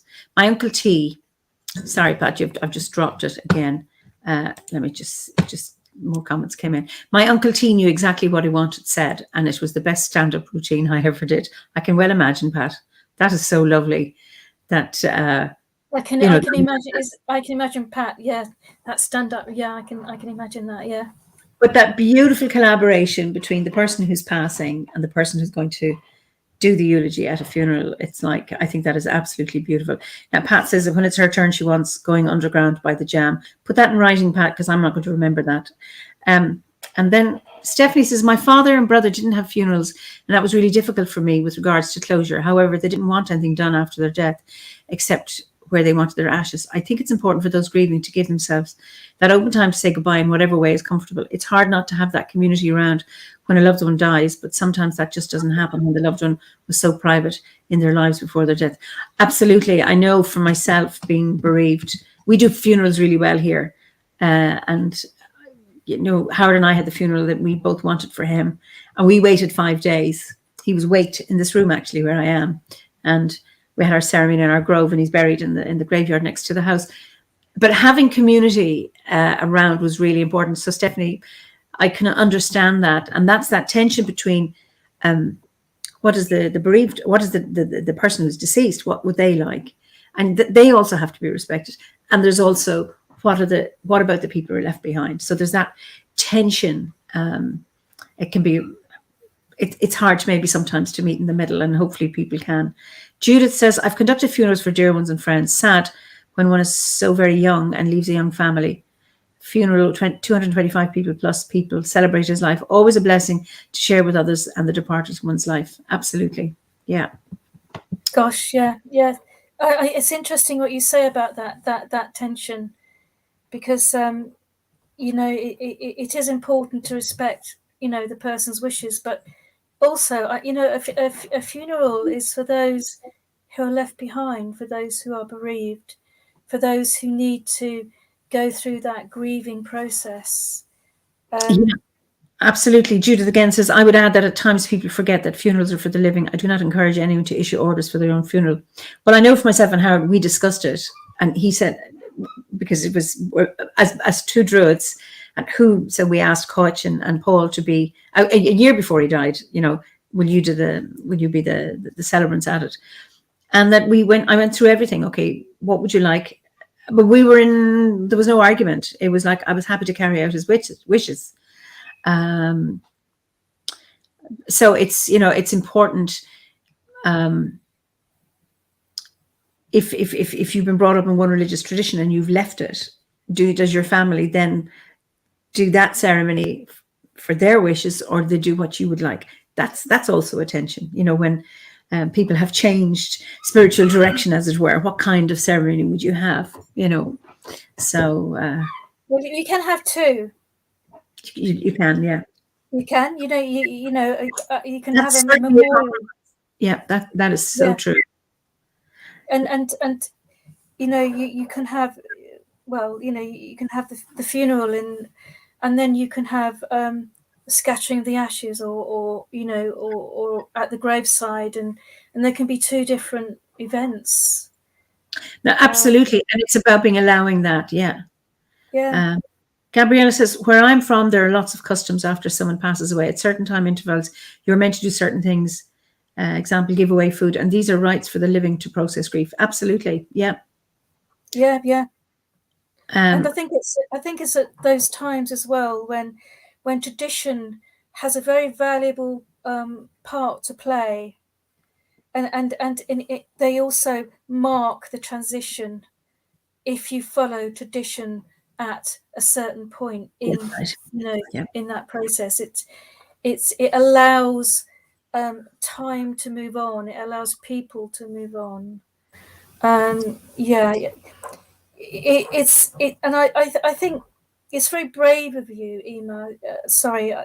To actually have done that for Howard. But on the other hand, you know, you would have wanted to do it. I could not have done it. Exactly. You couldn't have not have. No, because it helped me in my grief. It just, and the fact that we always discussed death from the time we met. What do you want at your funeral? And it changed, it evolved, you know, because we weren't in the order at the time we met.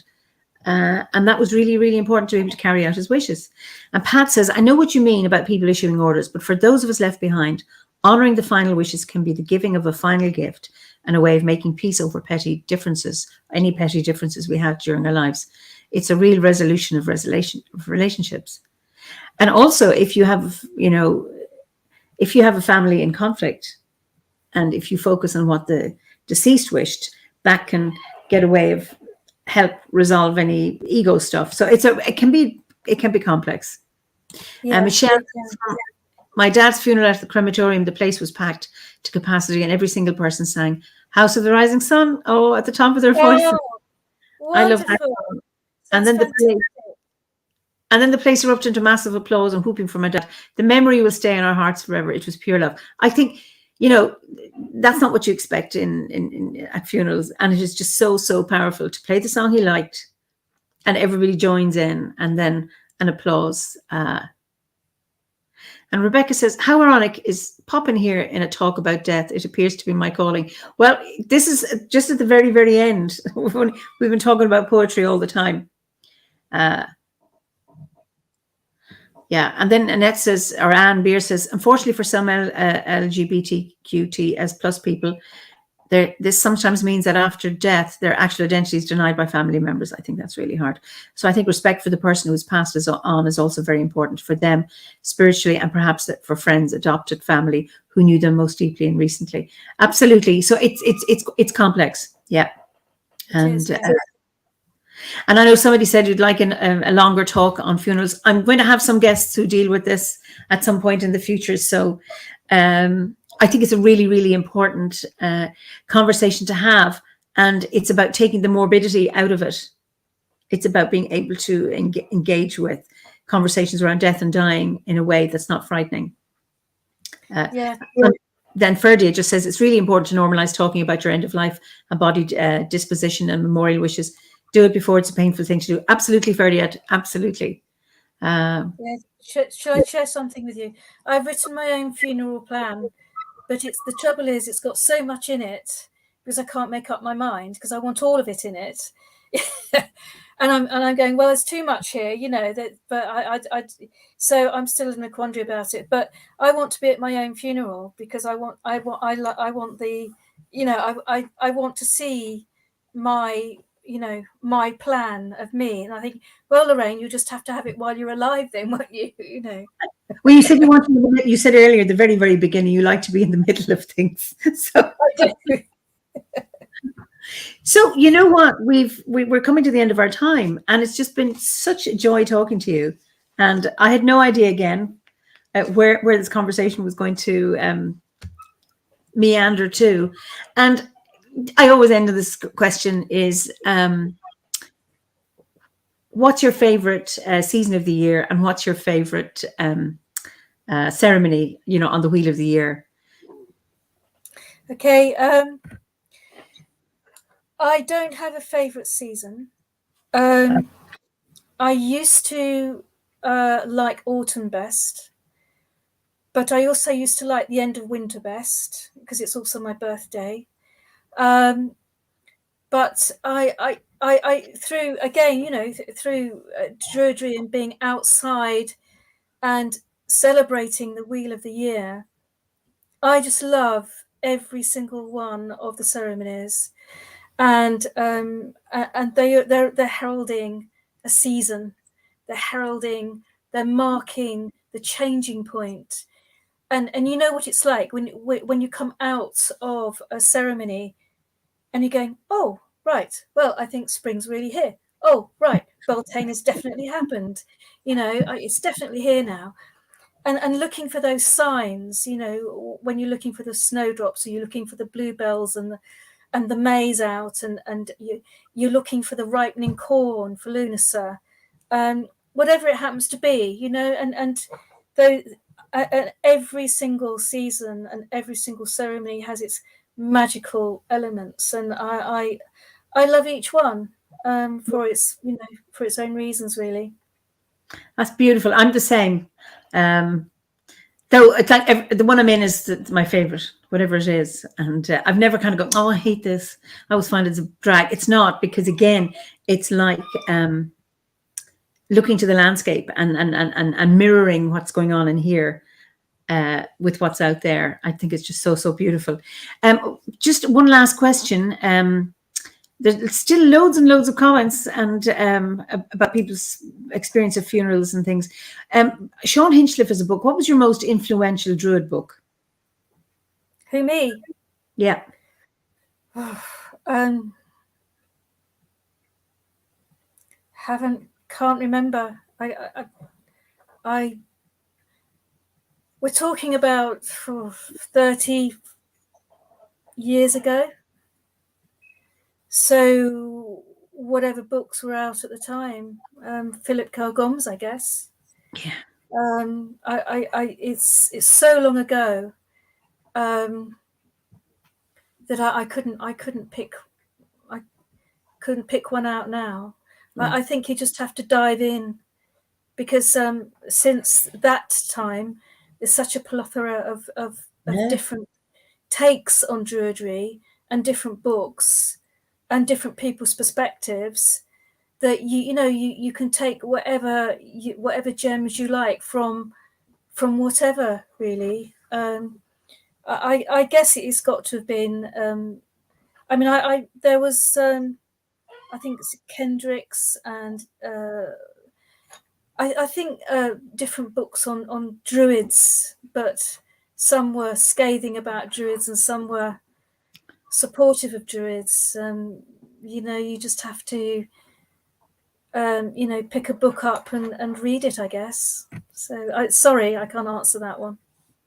Yeah, it's people ask me what's a good book on mythology. It's like, oh, there are so many. It's very hard to yeah, absolutely. Yeah. So listen, Lorraine, it has been an absolute joy talking to you, and people have really enjoyed our chat tonight. And so I'm going to send you backstage while I say goodbye, and then we will just look at some of them. There were so many comments that apologies if we didn't get to deal with all of them. So sorry about that, but it's just really good to have such a response from people. So you can say goodnight, Lorraine, and then you can go backstage, and then I'll talk to you in a minute. Okay, so I'd just like to say thank you very much, everyone, for joining in the conversation. It's been actually great fun, despite my initial worries and concerns about it, being able to talk for this length of time. See you in a minute. Just stay awake. Okay. So listen, thank you so much. And like I said, we'll go over just to read the comments. It's been really a joy. This has been really a very interesting evening. And thank you all for joining us. Now, I won't be here next week because I'm going to my daughter's graduation, but I will be here in 2 weeks. That's on I think it's the 26th. Anyway, I won't say the date because I haven't got it in my head. But this day, 2 weeks, I look forward to seeing you again. So in the meantime, be well and enjoy the rest of your day, evening, night, and be safe. And I look forward to seeing you in 2 weeks. So, slán go fóill.